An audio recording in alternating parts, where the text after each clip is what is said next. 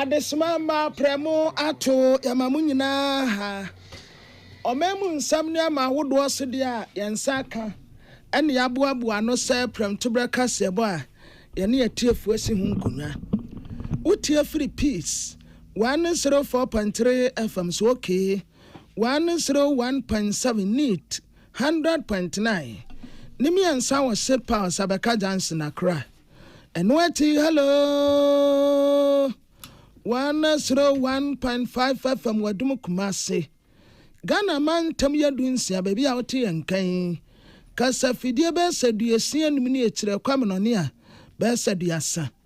peacefmonline.com ghanatoday.com so abode etiefu benye be akan. Dia di kase bonimu akotini bini. Omampani John Dramani Mahama dia to just say when you gusu edi wo my Ghana sika no wo behwase ebetimi ache wo maso anu nti ene wie ebekwa ma no so na ene Transparency International penny form akwa akodi enkomo na pia campaign for na ebo amane a wo kire say ye sha afi ya se besi be se afi ne fifi de e fa no fangubu no my Ghana ya no am eye 18.4 million. Between January and June this year, as a country, we produced 18.4 million barrels.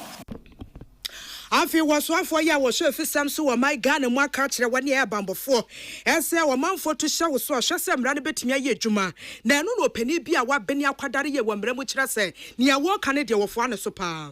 Minimum force no as much as a good idea police base size the minimum force no enye lethal and Ranking member our defense na face interior abejo kosom Reverend John in team fojo wakasa watchers and Samuel Sam George Walker says see ya de nyame ya adoma enche ya fa asrafo na emu wanya 35 years ya de wo kan wose wei wa mo ya de amafu soldiers enye adwuma yentia afi dom kuma yo wo my Ghana mra so bejo fie wade a wade to dwa nyina ne sa aban a wote so ya ndisi aban wo si gine papa se wo behwe timi aboa emakue timi afa ne tuma padie fradia sa policy no one be for so me shedding cry say she papa bia o baba bra she bedwum no e be support e ma ewie pay.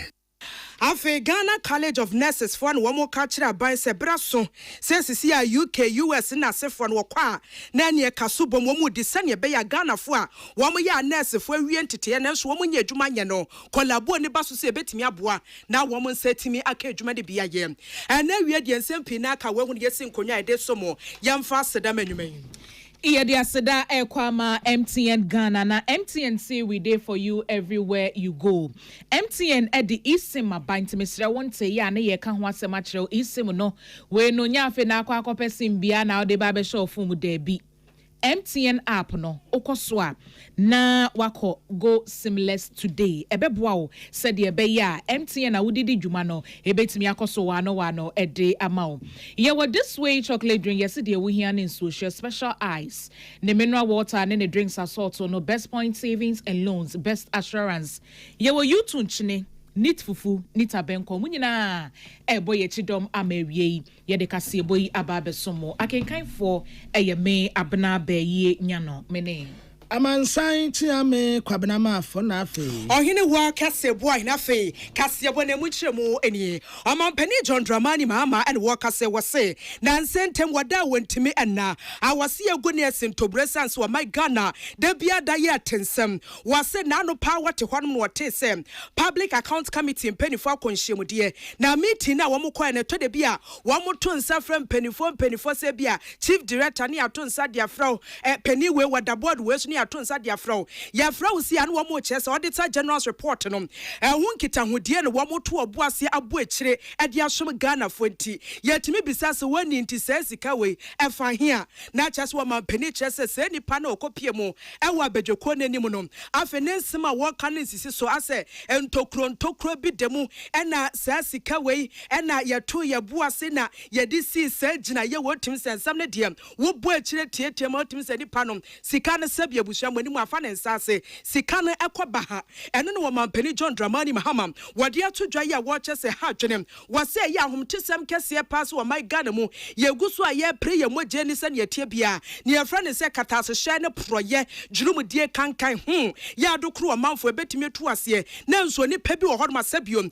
ye de wo manager padia hye ne nsam wo kwa enye ne nsa pa ne wode bomo na emom ne furu ka ho wodi ama small girls and girls ya kire se wo mukosua po a wo monte bread akra no na wode bi emo wo omampani de sansam wagina akoto dwa ewo ho ye no wo framantem wo sisi ade wo si gina ye se nyame ya adoma enche wono na afisu pie mpani eba behia saso en woni ag ba behia sane be ya enipa wo mudi wo my Ghana sika wo se wo ka ne se kura ne ha ne pa ne se ag anase auditor general's report ya ye ka ho asem afi bia se wo mu si ho koso na afi wo mu bo ekira woni edi sika ne doso nanso mpempin ye nyi wo mo hye wo bu okra etimi kaso park for timi kaso se nipa wudi sika we na ye twa transfer na ye sika no ayira won sisem wo se wo mu si gina sane be ya woni wodi wo my Ghana sika se kim na mra ne so pech ansa won prison abusum nsia na wo kokyere.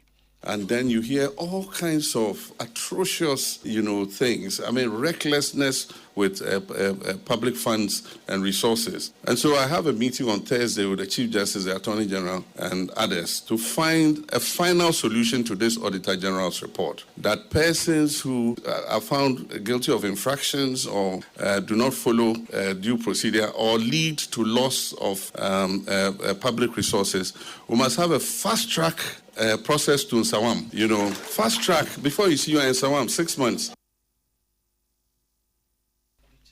Ani ayekoti ye omampani John Dramani Mahama wenti ye kwa amano so na ye ne penny kwanche for wodi ne dwuma fundraising manager Edema Transparency International Ghana Integrity Initiative ye ra Michael Buedi ye bisa no se ne amampani ankasa na wo to nenum to ye a wo kase wo hu ne sen opani awie ya kwa ba wo.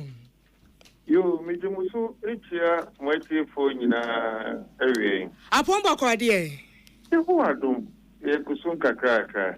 Ya danyame asem de ye nim se ba no corruption ho nsensem a ya na momfo aso ntimpempi no mo bode rosa ne be betimi atu ase. Ti wa man Ghana nkasa no wa man na be ye. Wo hwa afibia auditor general's report epie montene so ene yete ho koso so sika ne ehunu se ekọ Ghana futom si ye gi osi ye nyie me pacho wo man na be ye in terms of fighting against corruption ye betimi adi nkunemu de yo sana mpeninka achia to emu ye eye de chan ya bebu bia anyina no oman no ebia ye beka se achia na so mui entino enidaso ewo ho pa sebe nanda de eham eni eya kono papa ewo dia ye titino epi o mampeyin ho eba no echese nipa na wodaye nyina ya no se wo mampeyin no won na afe asem no abru no so ame no enti wo tu ho anamo mi ebe etwebo no na ubena na we can na penifo obviously for evidence bra for we bra you say and na there your penny nankasa or say oh they dread there yet me end to us so na edida so aba so maybe a German edida so call for one them re ko ni mi there edida so aba mapa say ye katase se ne koye no ye be ye bibia fa ho Mira wadama ya na park na say public account committee nkonyo sie na wo mota akono wa wutie kire ya na edian pote na wo hwe ni mu efri wo nchen bra wo mosi nkonyo na afi wo mu bu nkonta fa age report no ya de na wo hwe ni mu efri wo nchen yo maminka say mpanin ka BBC su shefa yemua enti aya auditor general wa wie na dwuma na aya emra ehye se wonfa ne report no one condemn parliament auditor general report no yeah aya recommendations aya findings na fe why recommendations na obi beka so bikura me auditor general no wentie me ana said the city abitre masemu no amfa sa Public Accounts Committee, a committee at one parliament, which yɛmmra kɔn article 103 ni mu a ɛhyɛ parliament wɔn hyehyɛ committee parliament ɛde wɔn standing order 151 no na ɛyɛ the appeal ɛyɛ public account committee no wɔn de ɛti wɔ sɛ wɔn bɛboa sɛ yɛde report no bɛda parliament a parliament bɛ repair report na ma committee na committee no ɛde so report ni mu sɛ mpo report no baabi wɔ hɔ a ɛhodwo kakra wɔn mo bɛtumi ayɛ akyerɛ adwene afa ho na afei so no wɔn awie saa ɛyɛ ɔmo hwehwɛmu ne ɛyɛ a ɔmo public hearing no na afei deɛ ɛyɛ ɛwɔ sɛ yɛ refer ɛyɛ findings no ɛma deɛ yɛfrɛ no audit committees kane no wotie ɔmampani kasa na ɔse audit implementation recommendation implementation saa ɛyi bi no yɛtwam hɔ yɛasakra mu wohwɛ yɛ new public finance management act na ɛfrɛ ɔmo audit committees na audit committees no wɔn asɛde ne sɛ ɛwɔ sɛ audit recommendations no wɔn de ɛyɛ adwuma na ɛhɔ no na sintɔ no kɛseɛ paa no wɔ ɛkyerɛ sɛ audit committees no wɔn adwuma no ɛwɔ fam ɛwohwɛ audit committees ɛyɛ committees anka ɛwɔ all the mmdas no sɛ yɛma recommendations sɛ ebi a asimesi sika bi abɛbi no hɔ monyi sika no anaasɛ ebi a ɛkwan a mofa so ɛde etu anamɔ wei no antwa yie eti no assembly no anaasɛ ministry no ɛnyɛ nsakraeɛ ɛfa ho audit committee no ɔmo asɛdeɛ ne sank wɔn bɛyɛ saa audit recommendation ɔmo bɛ implement audit recommendation na ɔmo nso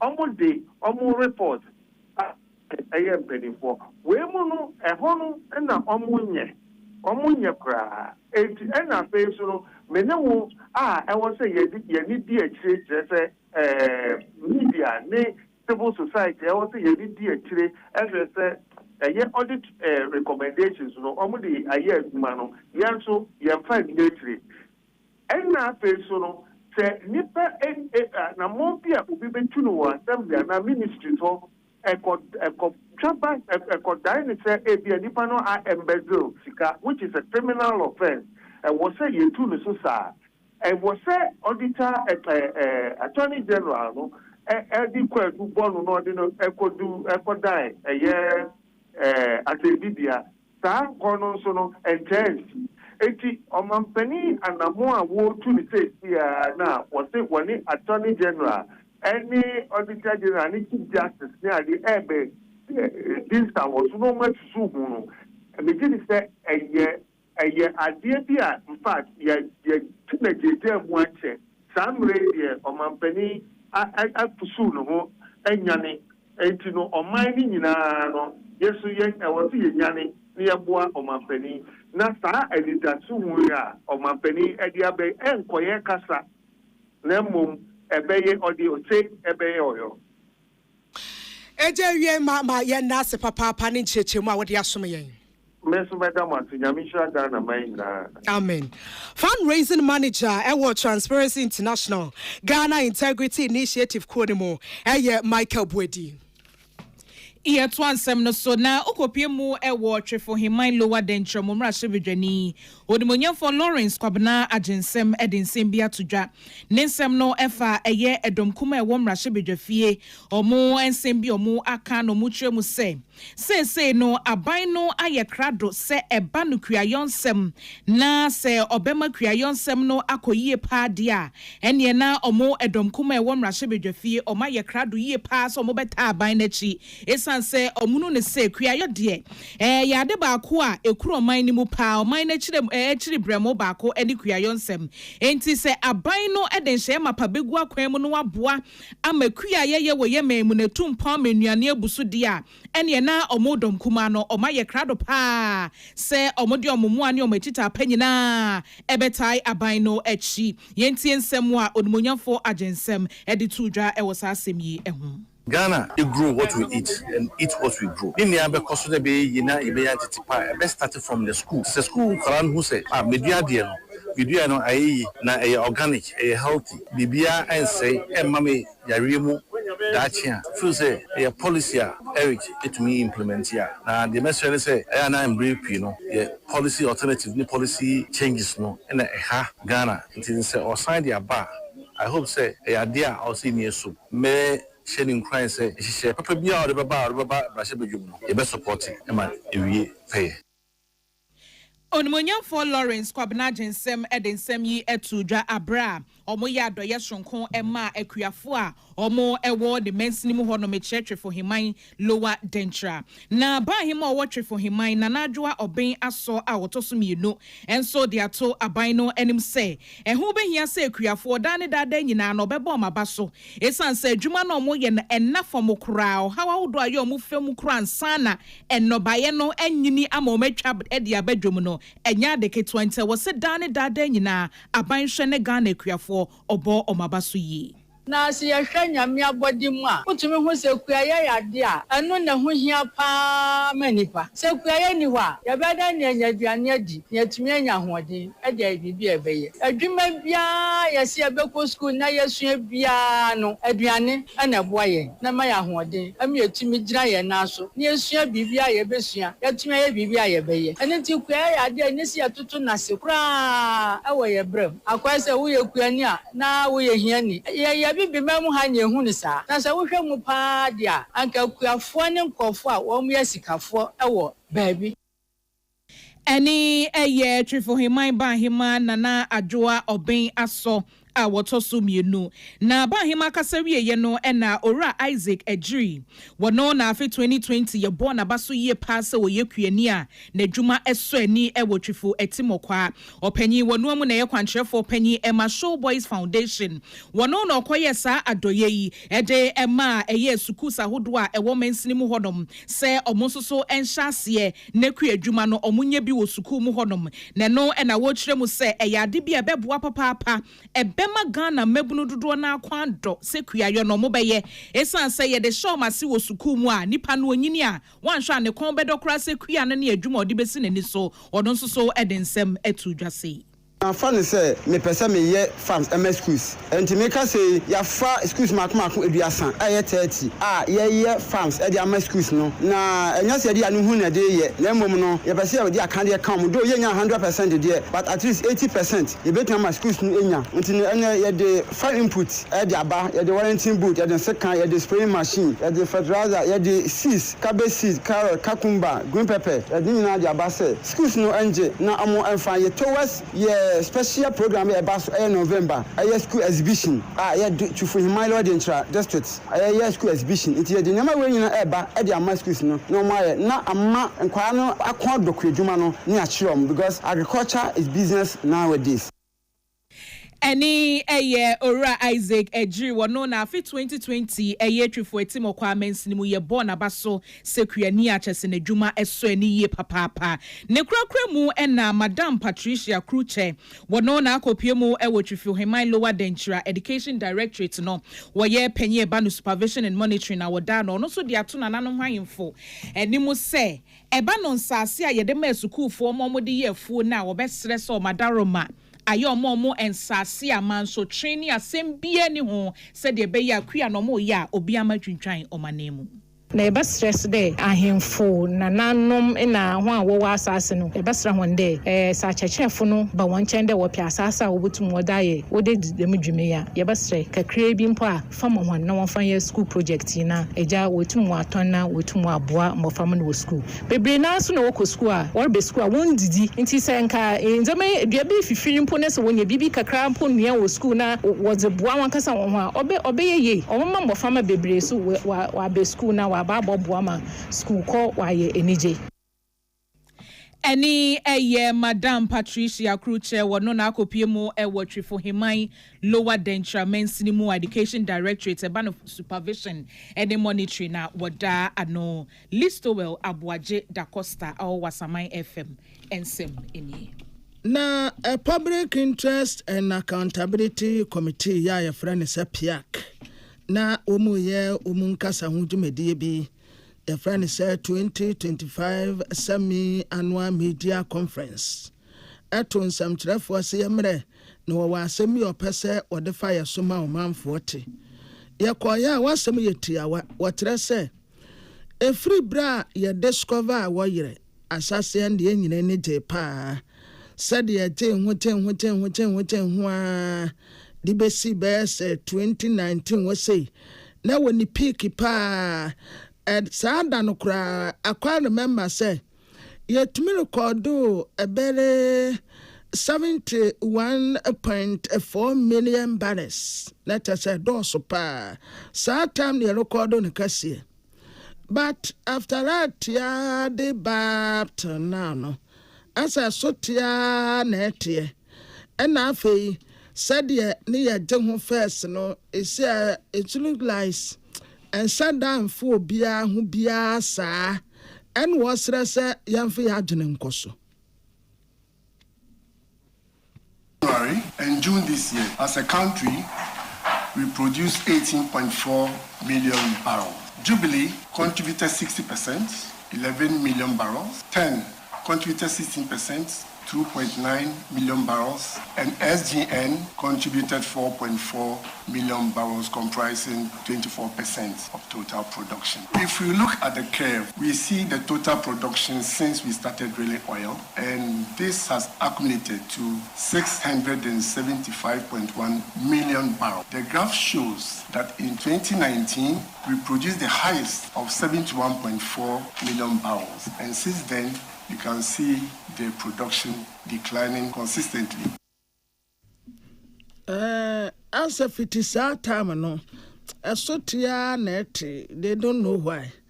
But aside that, no, so gas and so say, Nanka, o said then, now, near produce super, a big crash say, yet to me a spotty best, a 44.6% here.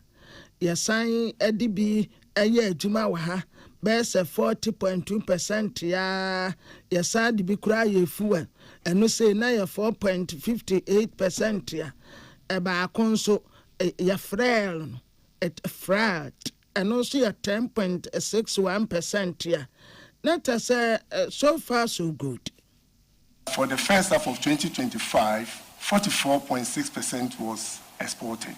40.2% was injected back into the walls. 4.58% was utilized as fuel, and then 10.61% was flared, burned. If we should compare this to the first half of 2024, we see that with the quantity or percentage burned, we have reduced it from 11.53% to 10.61%, which is very good for us environmentally. Now, we have 5 main sources of petroleum revenue, and this contributed to a total of $370.3 million during the first half of the year. The case Wakase Vice Chair Emma Public Interest and Accountability Committee PIAC, or therefore Amwakwa Buetu Ya Watoso and Watching. Nani Dietina chairperson ma PIAC, a technical subcommittee. Ura Richard Anima, what did be to us and what I say? I buy a big push agenda no or day bano, a yepa or sell committee no presence here. But was re a buying Senada woman. Challenges be one more. Sometimes Piaka for a bet me a codom was so caught na woman diaba. A bassa and Sisaya woman the baba to Dano, a buying fine juma. Nti every 2015 na eba nyina no ehun se piaksi kasem no apagya ne mu kakra dwumadi ana ya yes ye be nyina yetumi ye sanse na sika wo ho even up to 2024 last year ya no budget de ko nya 100% aban approve ni nyina ama ya me de ye na 2025 yi aban foforo ba ya no nhyehyɛ foforo de ba ya no yes sisi an EBF no ni nyina oyi 5% district assemblies common fund ni free mu a 95% nyina they call big push na saa nhyehyɛ na aban ye no akɔka piak sika samo so tiama sisi an ye de akɔ tebia na ewo mu ansa na ye ba 2015 no mu no sisi an ye budget a Ministry of Finance no ma ahwɛ no mu de omenya no mu soso amaya kakra eno ne ye ka se emwaye. We a technical subcommittee chairperson our PIAC Ora Rita Denima Yerunia a George or say. Yet work as your boy so I had the niche once and for frost no first no. Now wa my Ghana for banner post for an asa strafwa. Na ye buamu pa ye shamu say ya pound full respect near dear mom. Teach you partners who were the bonnet. Now when she has to oppose the be baffle crowd and you have been a back catcher war. Now crown a war pen in terms of who kako hinta. Now when Ghana for Sebia binum and for post for near strafwa near he. Ubi sana wa catcher say sa kwana honomo menana tea. Sa joint no ye nyina ne ahwebo muntie ne wonfo obi anya boga nye soansa enti nepa wo binam na wo twihye ne bia post ni gina ne bia wabu mra so ka kire na post ni bonnet no na wo huri akwa akoto so ebi on ma wo post ni anaso osre ni wo hyeda mfa no ho wo betimi kura akwa ne nchense bia wo kwa kosi na sum wo betimi hwe post ni anim osre ni anim na wo jam ne so trom ekuo timi ka ho bom se sabia de sa post ni we pa de wo taje wan Ghana city enti chese kwanya ne be fa so na se woni sese e ka kire na eno nam so ma na no adam osuafo ya wo chef Samson Muntaka Muhammad Mubarak wakasa wo kire se si ade wonim se wo ye post ni anase wo ye wo sre ni na ekoba ne se wo manfo betu hya wo so a wo se e hono ma se wo gusu a wo kasa no so hye so obetimi abon ho ban ye mpese e beti mejo ma amasem bia wo my Ghana mu biom sa ade ni de si ade Ghana fo ya trahye sa asem ye mpese e beti biom asebiom ye ba besum wo se ye ku anase mpo nipa baako an wo to ahya so hye esemra bi edimu no obetimi ahwe na afe wodi abon ho ban na ne nsem wo ye wodi to 20 na pani ya wa beni ye wo bambom nsem wo my Ghana mu Franklin Leonard wo kasa wani peace kase ebodi nkom no wo se woti nsem ana minister wodi to dwa na ni age ho papa minister enkuntu no wonom sane be ya wo betimi abona baso wo se tam so odi sa nsem wo to dwa no ne kwa so ne sansem wo se na nsentem wo my Ghana ni so ni nhyasem aposifo ne asrafo de chese timemufo ne mfo amonya hwe wo mfo amkura anyata na sabiom ye de ya hye yesi asinti obetia ne so opost ni hwe na no video ya e trend wo social media so ni edi wo mpabro ne etete wo nasefo no wose nti minister kan de ofo an so na mum wo besra sem enhyehyɛ bi eda hɔnom se bia wo bi ba betu ahye opost ni so anaso wo se ni so am e wo se wo de ye adwuma ne mpanifo hwɛ so obetena sem afa nkrata pesi so na afo wo matwro enti opost ni gaganto lady na etu ahye wo so am wonim se kwan we pa na sabio se ni pem mede wo efa so na mum se tuo na me pagya to ahwe wiem na sefo de wo se amwa na mum se tie gas na sefo ne de wo betimi aye ne sa. It's in the right direction to a large extent. Almost most of the time, no. So about police more. So the minimum force. I will say making sure say minimum force no. As much as a good idea, say police best size the minimum force no. Any lethal and be bit to say a be a discharging of firearms. A discharging of firearms say be a tool and copem. But one of the things that the BNM recommending says instead of police use it live arms no. Ye doom pempens will be a ye who say civilians attacks on police no. A rampant. A ginsem. I think we should consider using a rubber bullet instead of live arms because yen pese ebeshrenkwa and also be ebeshrenkwa in terms of in the attempt of police officer defending themselves. Yera manensi one man was so what their foot way e kwama mpanifo. Things on mine a bidum pempensubia I will see consider using rubber bullet for crowd control any disturbances against law enforcement officers. But what we should also keep in mind is I will say you won't say baby a ye drone see a warning level in a sense say you won't a police for and as a law enforcement officers are almost lose life into I will say it may put a red alert on these now. Yesterday, at the same time, also a training, a session of law enforcement officers, especially within the precinct, on how to control crowd in terms of these. Crowd control training, was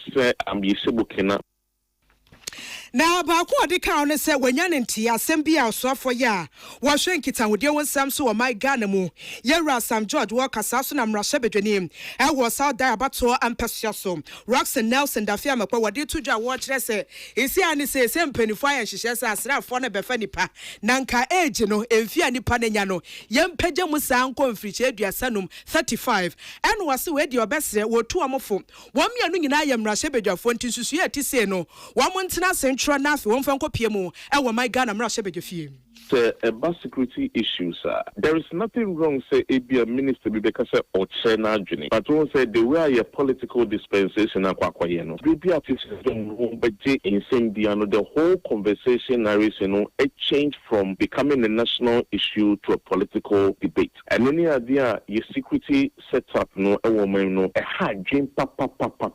Things yeah, fiti preocupa any bedroom, some way, and for over how many years? And at the end of the day, no, yeah, keep your age limit to the 25. It is a full say, ready, say, ABR, or people so challenging, say, Yenchi, Infiniment, acquire a fast share the age of 25, you know. Yes, and for the same quantity, so a proposal can be made, it can be reviewed, and then the necessary decision will take.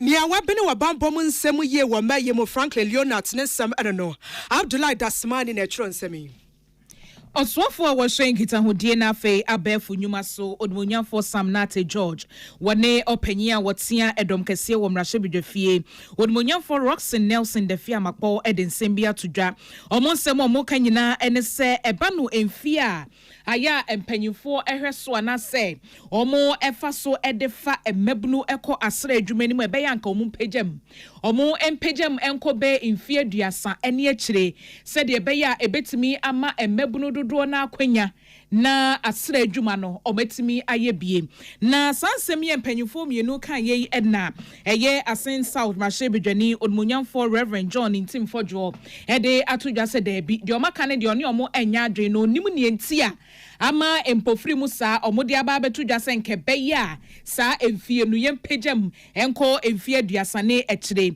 se wose ebia omo pese omode ye ne party semu anase ebia omode ba be ye no amanyo semu a enye adwuma kra esanse sa asra adwuma na yehwe ne sa no enye obia kekene ebetimi de na wuramu wo a wo sefata wo a wo bibia kire se nokwa se ye de ukomu a obetimi aye adwuma ni ye no ene ye fa ho na mum enye emfie asem Soldier for a day or matter to get so more bad the route soldier for upper program military more and honorable Sam George or your cabinet minister and then honorable that come about or chief of my DC or parliament and the agenda we say armed forces the machine will say when the start age limit no now you will say wow what the up to 35 of crown and found on the skills that will energy really you will be fine up to 35 and move now, honorable Akan the gospel crowd or start to say he's making those calls because the party full soldiers are a one constituency a man of pressure. When you age limit a one admitting one and more into the page and 35. Me and my politics in the Ghana Armed Forces. Opanyi esan edeto asobie mu se de odi kan ye no akoye se ye edom kese no omo foot soldiers no mehu se bebre na fie kwa ani mu nti no omo pese omo de wei ba na nka ya fa so de afa dodo na akwa asra adwuma no tem se da bi o edom kuma no empene omo kra.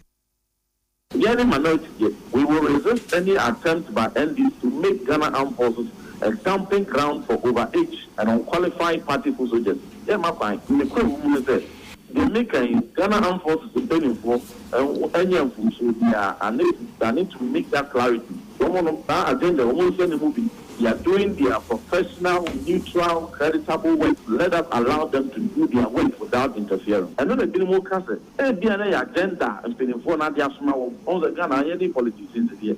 Over the no open for food, or one or things, one for shoot, or the shoot now in the reaction. No one will obey.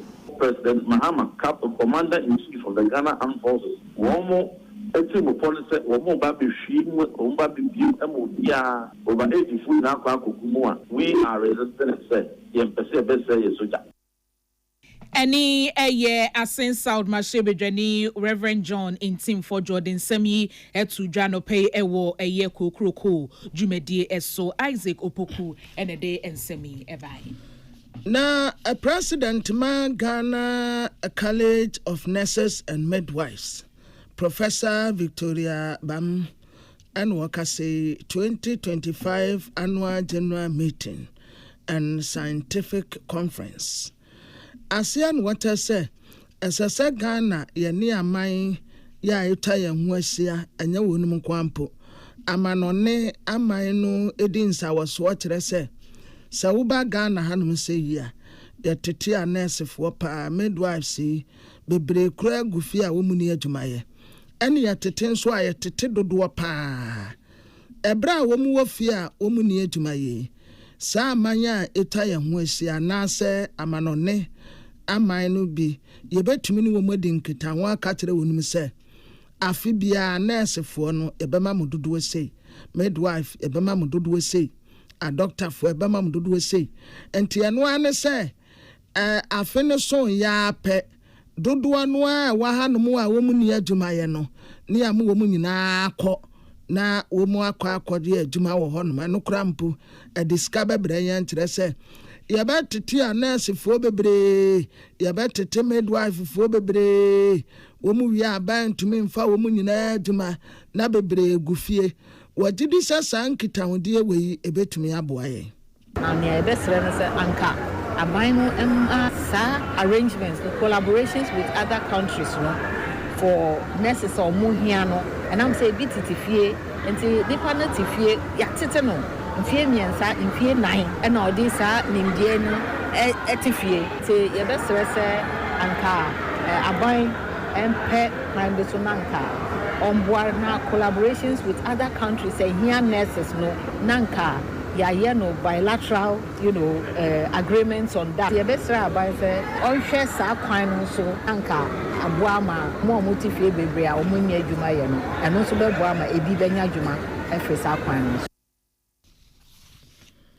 Dear Yati say Okase President Ma Ghana College of Nurses and Midwives, Professor Victoria Bam, Rector Ma Ghana College of Nurses and Midwives, Dr. Gloria Atampim Anson, and Wadia de Sredia Ma Abain, any kukua who do a radia dum wonumwa, woman sem will be a say, and ka umo buakodeji.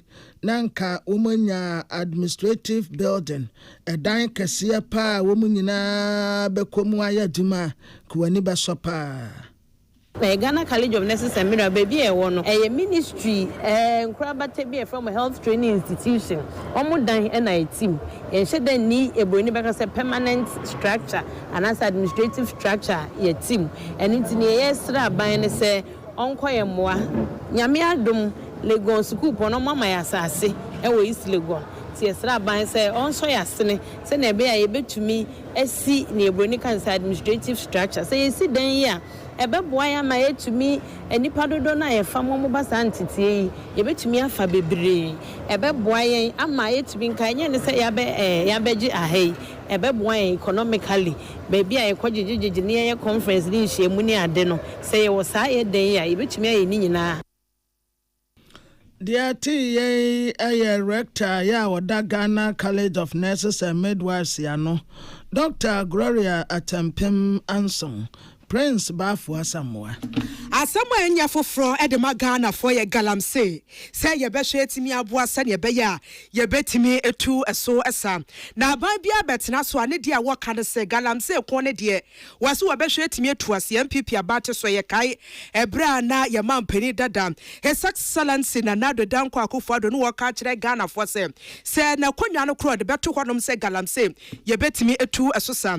NDC aba betena so no wato ne boase atiti kuoku ahodo na mosifo ye adwuma nsuo ne de wa mo hwese ne etie bia no betimi abɔ ho ban na galamse yetimi etu ase nanso abusua ye ka so beti wa mframa mu a na kyese nsentwerofo ya wo mo abene akwadare ya de bia de mpepi wo mo ye hwemu kyerɛ sɛ galamse ne pa de asi anim sɛ wo bia wo ya abrante akɔkɔhwe apa afi ne wesi so abrabɔ no wɔbɔ no wano excavator sika wo konye free wanya bi entie bia wane e won kran no wo mo na wo sika entie ne onipa no wɔtɔ saa na wasoma krachi kogine ni mu samra boy ene yakwana kotuai no abobro no bi dia ma no akwa kotu nti aba ne sa se politician kra no wotu a yentimi ense ne doso eno nam soma peace kase boy yato ye boase ene wonim se mantam a wa Ghana se na edunsia na yato ye boase e de yasoto fam se kurase abotokura no ye betime de yensa pem ye boa ka kire Ghana for se galamse ni se areas ya na se mpehia ne mantam e koso no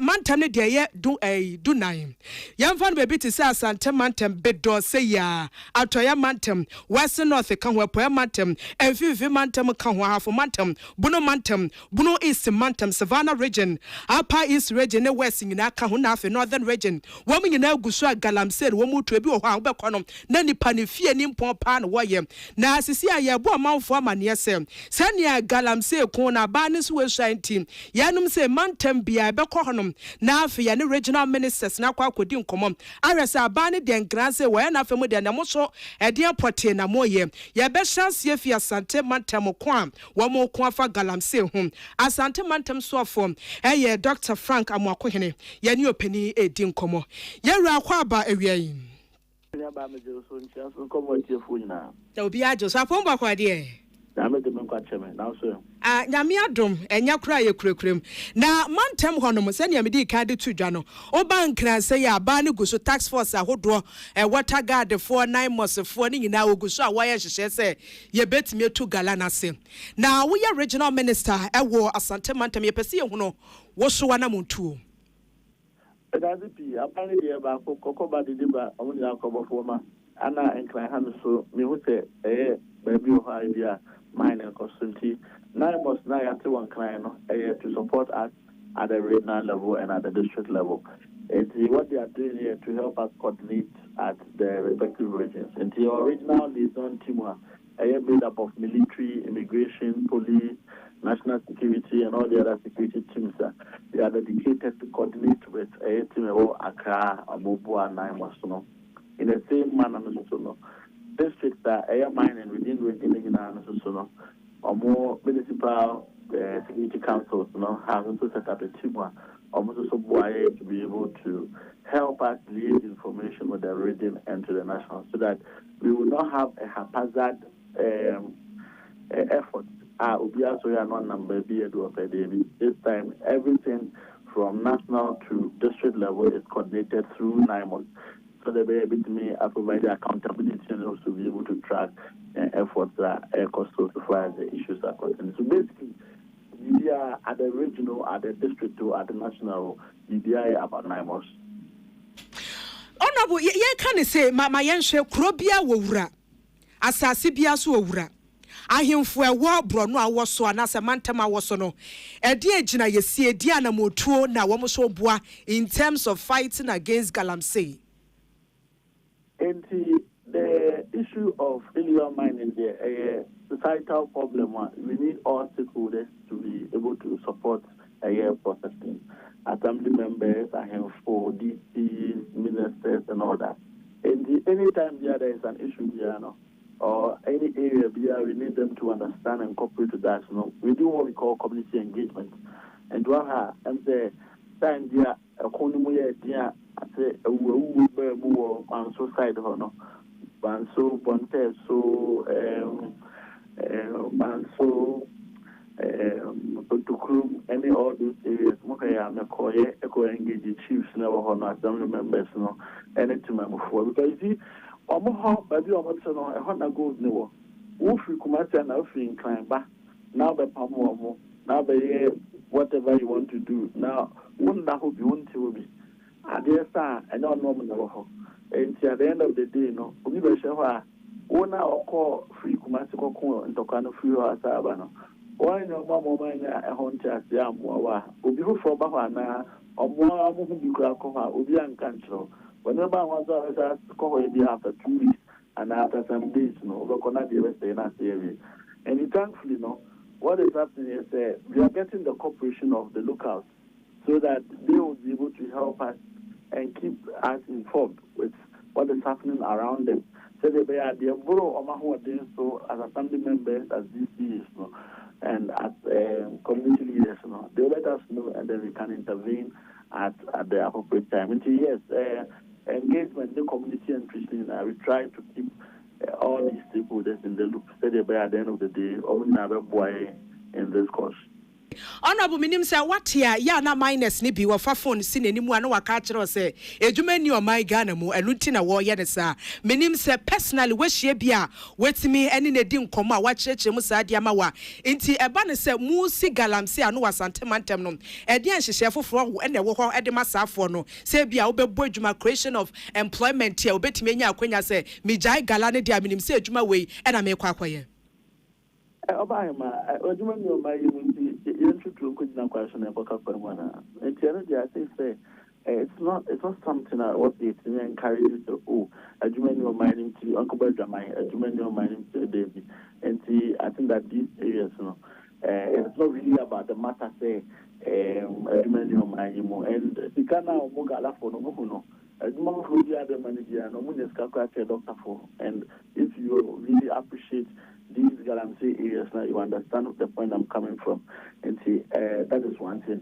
And to a more as minus, no, the critical thing is that most of them, apart from the menial aspect of a Jumano, there is no other alternative work at the German Ebesono. Or what Jumoya, one another ya, baby, mining. And then Kwani to make young baby. And see, the whole issue is there. Mining, no, in itself, is a problem. The problem is the one that is done are a fair taxes, a paying through a fair forest. These are the areas. And the upper by now, I have focused and targeted, say, forest, in so acquire home, foreigners. These are our primary areas that they will fight targeted against. Obia work no, your program be a friend of responsible cooperative mining. As our responsible cooperative mining, no.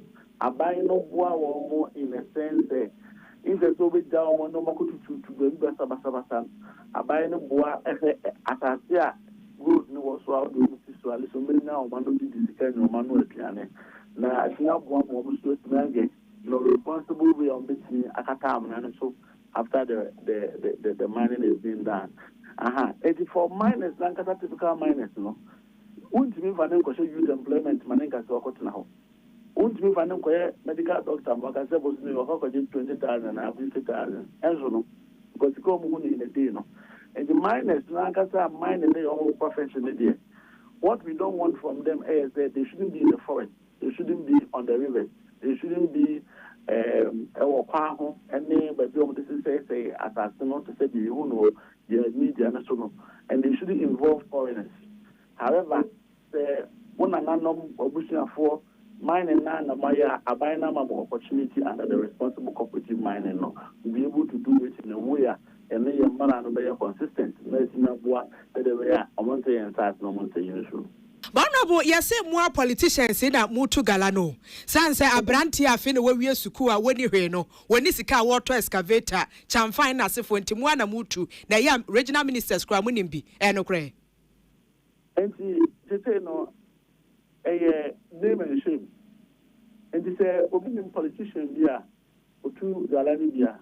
And then marawo yan person say about you bi na so I don't know political rich hunting na mo say. We are politician, I am politician. We are miner, we are miner. We are businessman, I am businessman. But I am politician, let's talk about Saturday. Mine is back home. Now I'm for parliament. I'm going to because we are politician. I will show you my move to be a parliament. Committee, no better, so no matter. There was so much certificate, no, to man up what the year. What in a why a name and conflict of interest, yeah. And your MPs on and other businesses. I'm not saying it's a mining business. Mining a business, if you're only empty of a soul running a mining business, you cannot prevent it. Once a parliament, and so on. But the only politician, no one will these opportunities going to parliament, making sure say who alliances and all that. Now they also begin definitely I'm running to one and could never again move like the party for say, I'm going to day, no more ticket, no more through, and manage to run big. And Canada, with the evidence, now if any politician or if any big man or if no one is above the law will definitely take its course. Honorable, you see you two galamsi I say what my gun and now cast a name and shame na esi one more. Send your money and call you. Never show me that the shame we are now cool. Never show me that the minias, the minias drop up now. Never not said the young fan. And the next year, I buy any Jim Quania down there. So as a regional minister, as a regional minister, no, as Antimantem so far, you don't Tobeka Kunyakesi, where will improvement be in the fight against Galamsey and I say Tetena? And see, and then I'm the check as regional minister said, Forest Pana, I want for no. What is Nabusu Abraham Baye, and then what is Nabusu Abraham Roy? Before Sameba, as regional minister, not forest you have. I buy now Kataman Grata, forest company Shimway Mujma. President Tomahama Bay and I look at say, Mammy and Ma Aquina will be a man in the forest. Whether in the panel of in Cartao, Ibani New Cartao, will be out to Sandiano. Young country will be a Nubian few. Now, honor the Omakai made the forest move, Juma. Move a mayor is named in the catch room and say, we are packing in Emma. Whether I say, oh, and Kratada, the wood in Kratada, though. I catch the woman, and you may cool, I am minus CB by Baku, Sam and Jan, say, or concession, our forest will be Supuma Forest Reserve, and the date, June 3rd, 2025. The catch and cement year, or what is somebody free president in the Subia mining. Sam and Jan, North Tower, or that forest river. Anna Ebewu April 30th April 2025. The Pamomo. Or that forest name na Tempest Company Limited. A year we are Ebewu December 31st, 2025. The Pamomo Fimu. Ubia just one worship and owning Krata and on Wasum Publishing.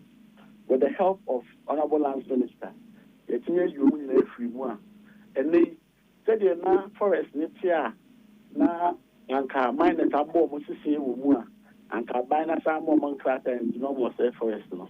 President of Mahama say, let me understand. In Canada, street, not where they interim. There is a show of commitment that I think say a step in the right direction.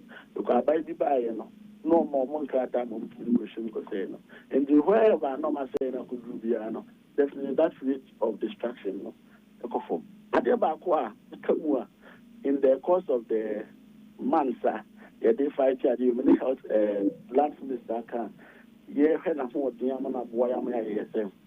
Forest no power Muslim nation that was hard to say, yeah, they be who in TV show. Me, I didn't be a friend reclamation. I require the first ever catacata, and so beer is the Yamanata. Time be able to be traffic will be an answer because who said it's Indiana. That an answer you know, that's it. And I believe that is the only bit that was in terms of reclamation. Then we would know that we are heading towards the right direction. And the above forest India, as we speak now, remember another forest you know. And now, on my boss saying one cassa, now war and kata, a binary data or manchia no more say no. Inside or down forest, ye companies, Mama Bobos, you will be anywhere or one character with Shimu and say no. In the gap for the day, because of what no. Once in a while, we are pushing, but once of the information say, clearly, nine was about Claire, I could see pure more at the front. I believe so. If there's any commitment from government side, say, the new ability to protect the forest issue and obadi as I said the day here. It doesn't see the president any now by we are doing so much and we have that political will. Yeah, peace FM okay. Asante mantem so for Dr. Frank Amwako hene ye call ya galamsey ho kon no ye ne kodi nkomo yi. Na yenya Philippa Atanga court. Immigration officer Stephen King Amwa. Na samedi no akwesi sen. Philippa sa wotimen ka etievote o. Yo samre mi gina Adabaka District Court na case I find immigration officer na no yesi ne nku bia sika bia kodi ne ho ni sika bia kodi ne ho offend ko ni fia nam so e ma di kum ya samre ye di kwadu abone se wonu kum na damfo eye Stephen King Amwa no ene na yesu say ye beba court na ya hwe nia eko ye ba ye no omo ye de kwadu na ba omo ye dipa mienu ye di kind bright awe no wa ha ena to Thomas no so ka ho bi na en asetina no e very short esan say kwadu bofo no sorry no ka chi otimuafo ne say afei na ye be kan say forensic comprehensive report a efa dikudie potin ya ekun eye abrantie no ade bia efa ni wo no ene dikudie potin ya ekun no afei na omo beboa no na omo de akodan aban lawyer penny ahyeeye enti no ombe stress court no ebe mo momre kaka na saa nemu ni nyina omo atoto na omo de akodan aban lawyer penny ahyeeye ti omo kan saa no timuafo no egitu mu ena otimuafo no etu atem na hye eye 22nd October se omo sign embra na ye pie ye na abontempa na obi beka se action ni efiye ebusuafo no beti samri omani abri pa ezanse enen so sanke ban wonsem na nko enim pa ansha na nka omo nipa mienu a ye dikwa eduna bom na nka bi omo aba asem ezanse omunya kombeto ahye abranti imrantie ne so enso kaka ena ban bofo no edi omo share kan mu na ye ni ebusuani ni ba ko kasa yo se ni mia pinni ba ene ye ni owura Stephen Amu ye assembly wenya ni ba bi kroyi no say omo de omo nje mu da na adan na omo ba court bia na kobra na say ondo ni okan no kwa say omo anka hwe eno an say omo ko ya ye say go na nyina ya sore ni ye ko na adan na omo yesa e wo say atentin ni ye ejuma omo nim say be ye ejuma de but ka enya wa se na ebe ya abran imantin di no so omo so ni omo de ayo omo de hye no omo so mbenya omo chefa enti sa ma yi di ye de mantin di no ko a ye hwe say by the 22nd of October ye besa aba court no na nia kwadubofo no ka to mo boaboa no efa dikudie potin eku Stephen Amu awo no na ni na aye card no mo de abedan court ni ahwe beebi a asemi no ebesan akọ yo edase etefo ye nia Philippa Atanga ne de na ejina so ahome kase ebo no so tia wabi ebebesisia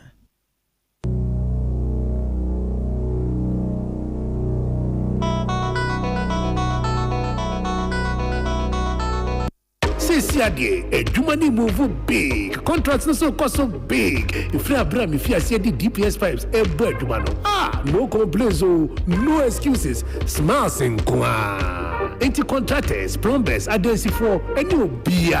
We see die. DPS pipes, a connected better. No leakages. A sign chapa. So PVC pipes, HDPE pipes, PPR pipes, DPSO, and Samsung correct my project. Beer. Fresh 0543-662-727. Pomechina Kwan was Spintex Road, Coca-Cola Chilewa. DPS Pipes, connecting you to life. So wakoma ho show and na ebo periperi de broni kan hardware no a e de na se wo ye na se wo yam so atim so e wo be packing a farmer Martin's liver salt techina kwan entem ehwie nsu agu glass mo ate Martin's liver salt no ba kwa no na wo de agum wo be hu se ehuru wa glass ni mu na wanom Martin's liver salt ye won orange flavor ana ba ko so ye plain wonu mu a ohu beto nemum edi na anu na ho nto wo a ko hu doctor the luckiest everywhere for everyone. Afi be day. Maintain kakeko. Minni mankasa. If you say the luckiest season 3 asayaba.